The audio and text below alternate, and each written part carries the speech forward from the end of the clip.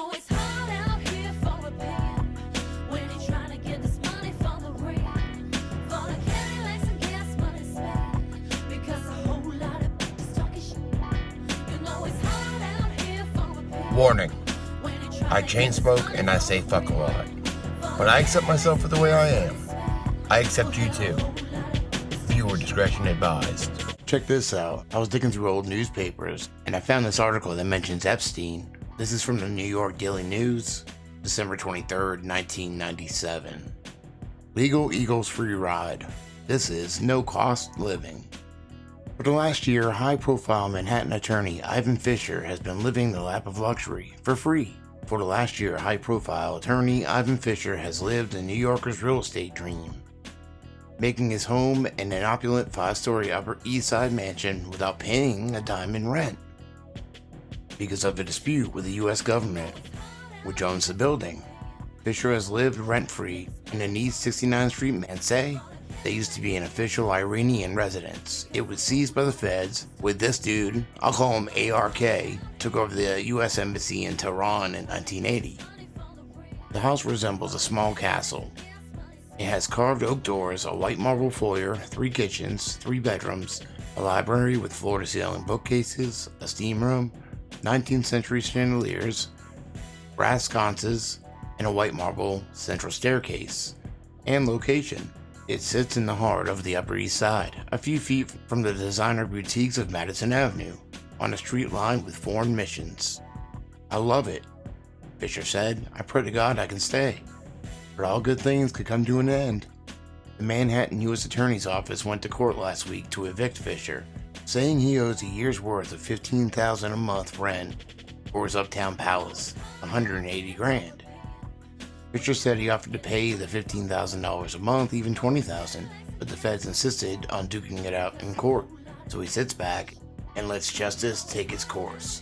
It's erratic, he said of the federal government. They tell me to get back to them immediately, then it takes them months to get back to me. The State Department began renting the building to Jeffrey Epstein, a Palm Beach, Florida financial advisor in 1992 for $15,000 per month. By January 96, Epstein had moved out. He had that for 4 years.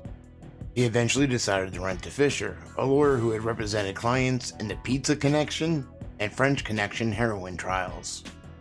The Pizza Connection was a scheme involved purchasing morphine base from supplies in Turkey, processing the heroin in Sicily, smuggling it into the US, and selling it through pizza shops and other mafia-run businesses, stretching from New York to Illinois to Wisconsin.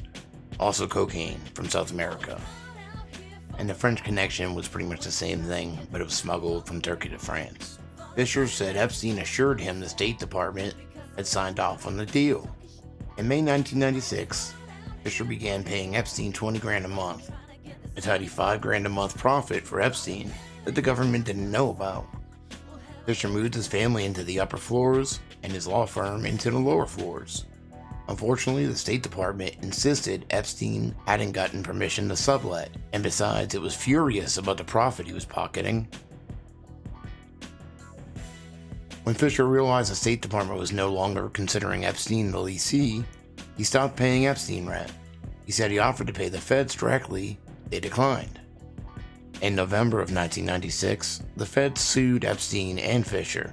Last week, Manhattan federal judge Denny Chin gave the men 45 days to deposit back rent in an escrow account and promised to resolve the question of eviction quickly.